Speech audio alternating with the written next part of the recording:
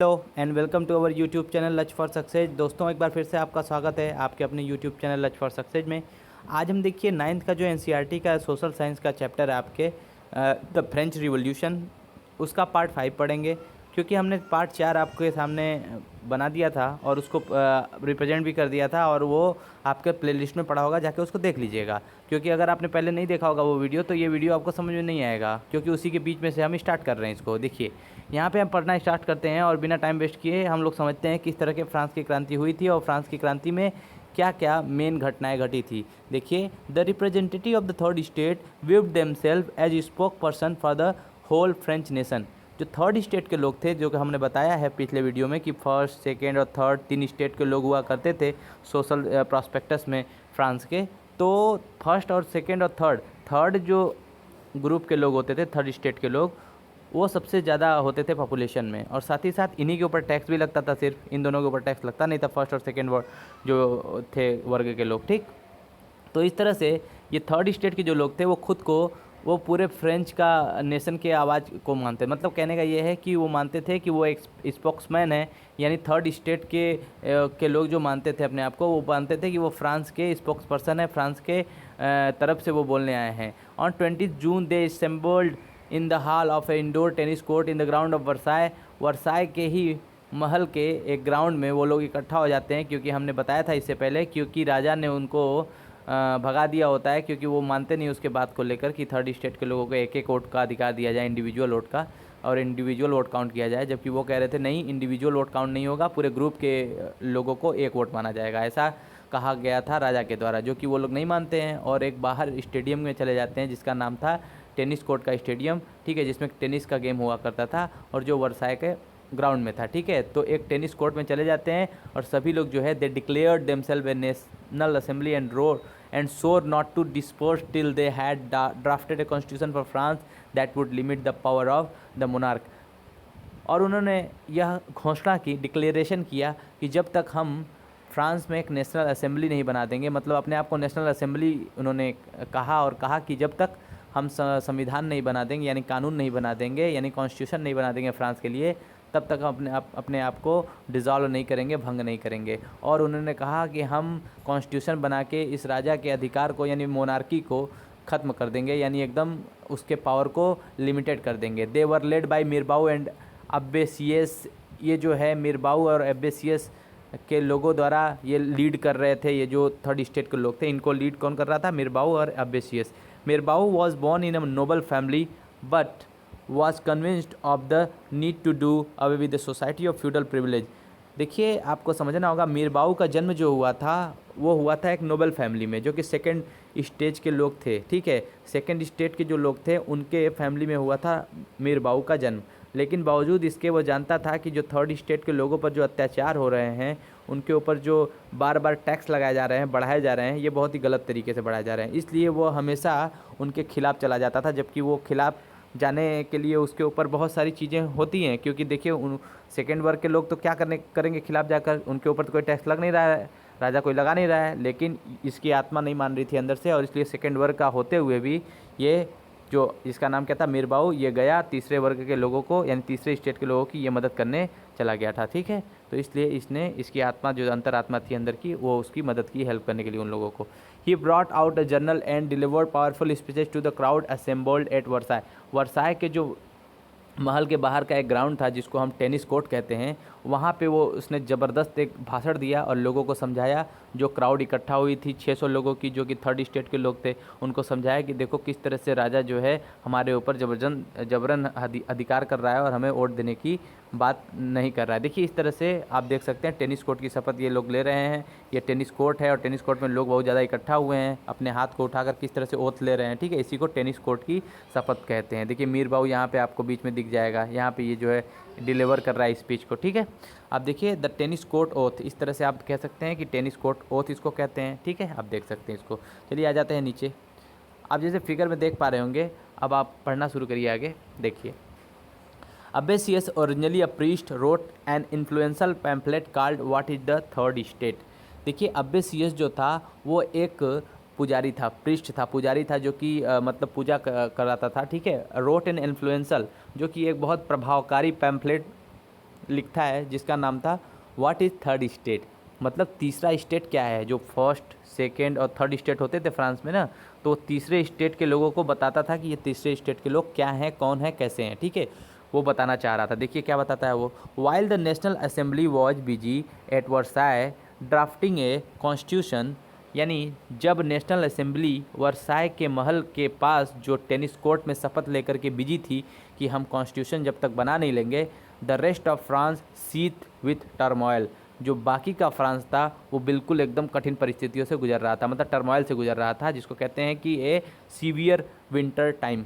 A severe winter time had meant a bad harvest, यानी बहुत ही खतरनाक परिस्थितियों से गुजर रहा था फ्रांस उस वक्त। बहुत ज़्यादा ठंडी पड़ रही थी उस वक्त और बहुत ज़्यादा ख़राब मौसम के होने की वजह से वहाँ हार्वेस्ट जो था इस साल हुआ नहीं था, मतलब कि जो फसल थी वो नहीं हुई थी। द प्राइस ऑफ ब्रेड रोज, जो ब्रेड का प्राइस था वो धीरे धीरे बढ़ने लगा था। Often bakers exploited the situation and hoarded supplies, जो बहुत सारे बड़े बड़े बेकर्स होते थे, वो बहुत सारे जो सामान होते थे ब्रेड के उसको एक्सप्लॉयट कर देते थे, रख लेते थे और आने पर सिचुएशन उनको बेचा करते थे, मतलब रोक देते थे, सप्लाई जो है वो रोक देते थे और कहते थे जब उनका रेट बढ़ जाएगा तब वो बेचेंगे। इस तरह से बहुत सारे सप्लाई को बड़े बड़े जो बेकरी थे, बेकरी वाले, उनके द्वारा रोक लिया जाता था और बाद में उनको बड़े बड़े दामों पर बेचा जाता था।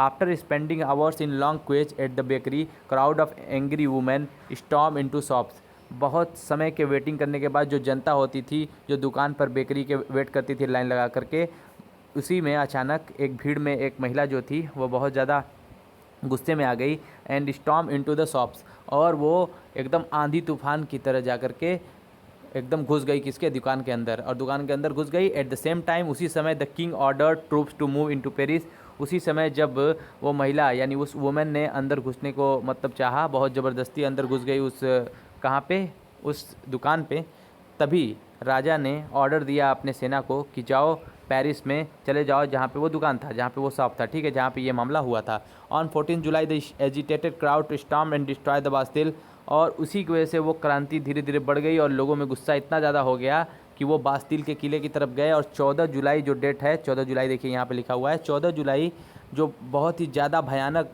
भीड़ थी उसने तूफान की तरह अपने आप को आगे बढ़ाया और पूरे बास्तिल का किला जो था फ्रांस के पेरिस में उसको नष्ट कर दिया, उस किले को पूरा तोड़ दिया एकदम कर करके, एकदम एक एक किला के दीवार के ईंटें को तोड़ दिया था। इस तरह से हम समझ सकते हैं कि किस तरह से बास्तिल के किले को वहाँ पे राजा के द्वारा जो बनाया गया था बास्तिल का किला, उसमें बहुत सारे कैदी कैद हुआ करते थे। उस समय नाम था किला लेकिन बहुत सारे कैदी को उसमें कैद कर लिया जाता था, क्योंकि जो भी राजा के खिलाफ आवाज़ उठाता था उनको वो बास्तिल के किले में कैद कर देता था और बहुत सारे उसको एम्यूनेशन वेपन रखने का एक होम बना दिया था, किसको, बास्तिल के किले को। तो अब वो किला न होकर के एक कैद खाना बन चुका था और राजा का एक तानाशाही का, डिक्टेटरशिप का एक सिंबल बन चुका था, सिंबॉलिक बन चुका था, किसका, डिक्टेटरशिप के, किसके, राजा के। जो लुई 16वां था उसका एक डिक्टेटरशिप का ये सिंबल बन चुका था, कौन, बास्तिल का किला।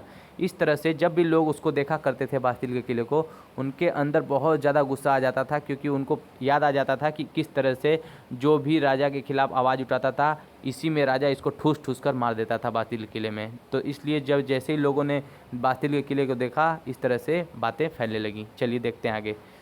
In the countryside, rumors spread from village to village that the lords of the manor had hired bands of brigands who were on their way to destroy the ripe corns।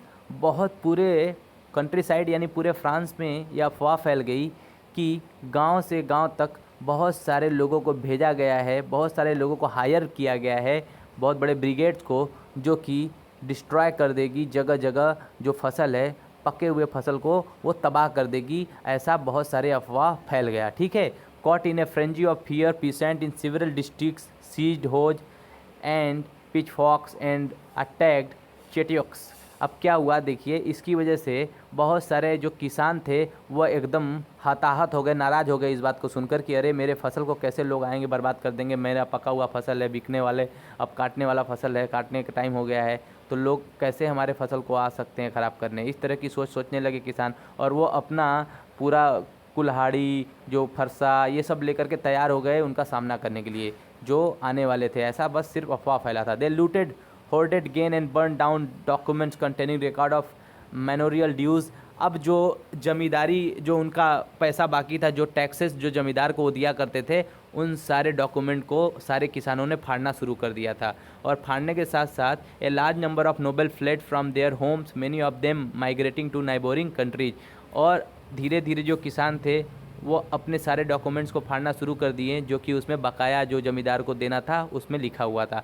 और उन लोगों पे भी हमला करने लगे जो उनके खिलाफ़ जो है उनके फसलों को जलाना चाहते थे या उनके फसलों को तबाह करना चाहते थे। जो अफवाह फैली थी वो उनके खिलाफ़ खड़े हो गए। यानी किसान, फ्यूडल लॉर्ड्स जो हुआ करते थे या सामंतवादी सेकेंड वर्ग के लोग थे, उनके खिलाफ़ वो खड़े हो गए और उनको इतना तेज़ दौड़ाया मारने के लिए कि वह डर करके भागने लगे, दूसरे देश में भाग गए। वहाँ आप देख पा रहे होंगे कि फ्रांस के नीचे आपको स्पेन दिख रहा होगा, यहाँ पे देखिए, यहाँ पे स्पेन है। इस जैसे देश, और ब्रिटेन में बहुत सारे लोग, ऑस्ट्रिया में, इस तरह के अगल बगल के देशों में वो धीरे धीरे भागने लगे डर के मारे कि कहीं ऐसा ना हो कि किसान हमें जो है जिंदा मार दे। तो इस तरह से वो डर के मारे भागने लगे थे। ठीक, Faced with the power of the revolting subject, Louis XVI finally accorded recognition to the National Assembly and accepted the principle that his powers would from now on be checked by a constitution.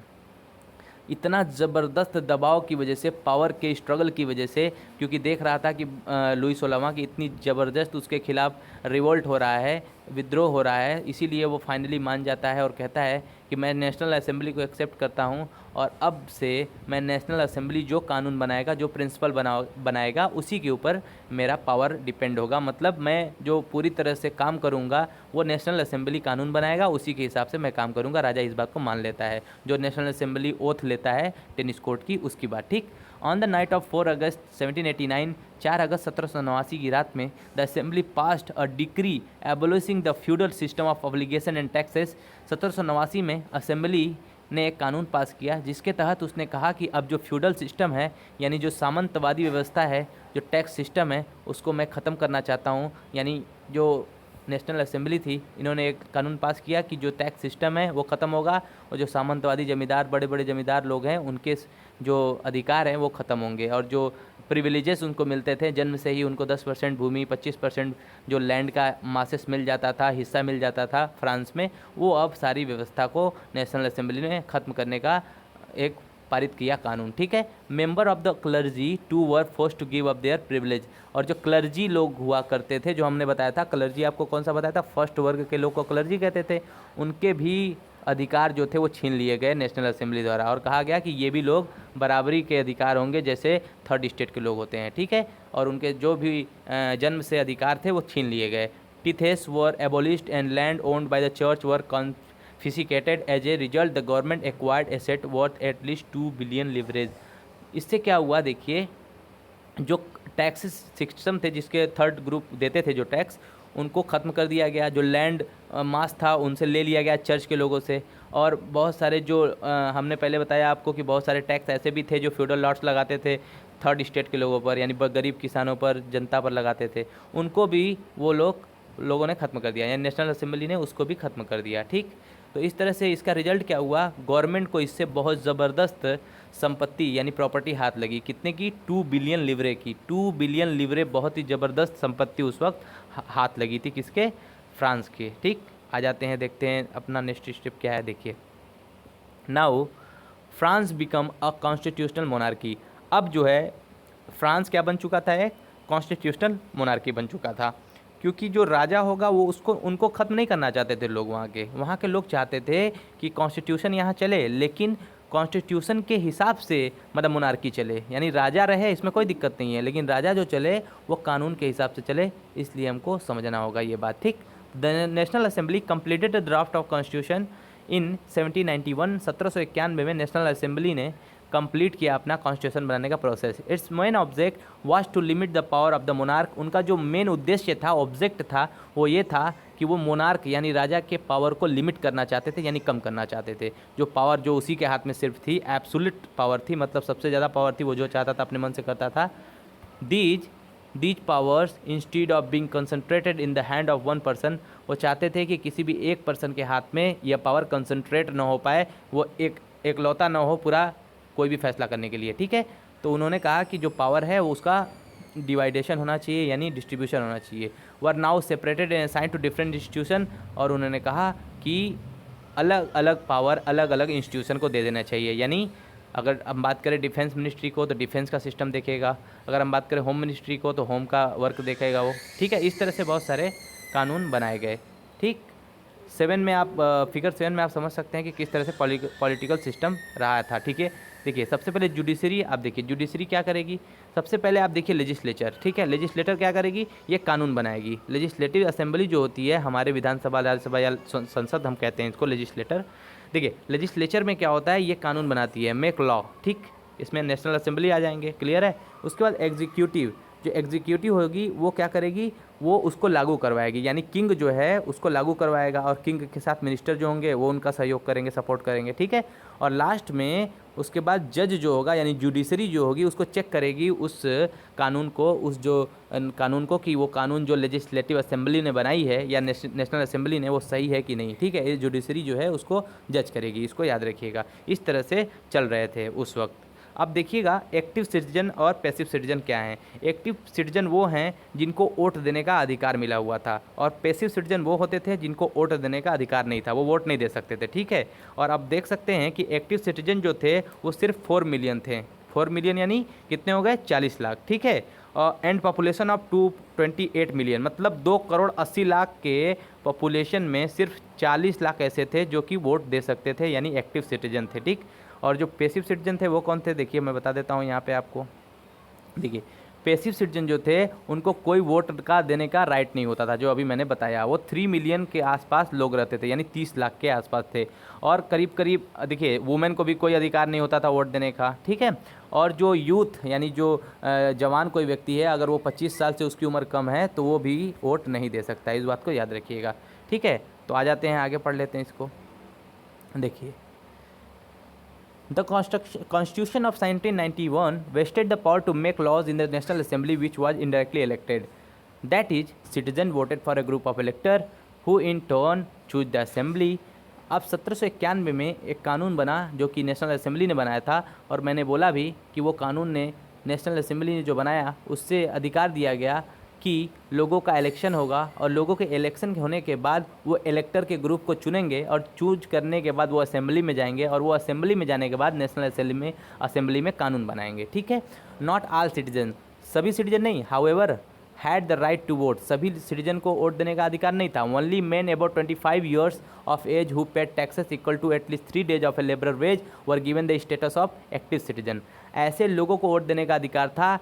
पहला, उनका 25 साल से उम्र ऊपर होना चाहिए। दूसरा, वो पेड करते हों टैक्सेस को, यानी वो कर को देते हों, टैक्स को पे करते हों, और वो भी कितना टैक्स पे करते हों, जितना कि 3 दिन किसी लेबर की मजदूरी होती है उतना अगर टैक्स वो पे करते हैं, तब जो है उनको एक्टिव सिटीजन माना जा सकता है, यानी वोट देने का उनको राइट मिलेगा। That is they were entitle to vote, इस तरह से उनको वोट देने का अधिकार मिला हुआ था। The remaining man and all women were classed as passive citizen, बाकी जो होते थे लोग जो कि 25 साल की उम्र मान लीजिए नहीं है, या तो वो 3 डे के बराबर इक्वल लेबर के वेज के बराबर वो पेड नहीं करते हैं टैक्स, तो वो एक पैसिव सिटीजन में आते थे, यानी वो अब क्वालिफाई नहीं कर सकते वोट देने के लिए, ठीक है। To qualify as an elector and then as a member of assembly, अगर आपको एक इलेक्टर बनना है, यानी इलेक्टर का मतलब एक वोटर बनना है, और एक मेंबर ऑफ असेंबली बनना है, तो a man had to belong to the highest bracket of tax payer, तब उस व्यक्ति को एक बड़ा टैक्स पेयर बनना होगा। एक बड़ा टैक्स पेयर का मतलब उसे टैक्स अधिक मात्रा में देना होगा। तो ये बात अब फ्रांस में चली आ रही थी नेशनल असेंबली के बाद। तो ये यहाँ पे मैं इसी जगह पे बात खत्म करता हूँ दोस्तों, नहीं तो वीडियो बहुत लंबा बन जाएगा। आपको उम्मीद है कि समझ में यह आया होगा। ये बहुत ज़्यादा इंपॉर्टेंट फ्रांस का क्रांति है, क्योंकि दोस्तों इससे देखिए क्वेश्चन हर बार बोर्ड में आते हैं 2 से 3 क्वेश्चन, इसलिए इसको याद रखिएगा, ठीक है। चलिए देखते हैं अब अगले वीडियो में आएंगे, मिलेंगे, तब तक के लिए मिलते हैं अगले वीडियो में। धन्यवाद।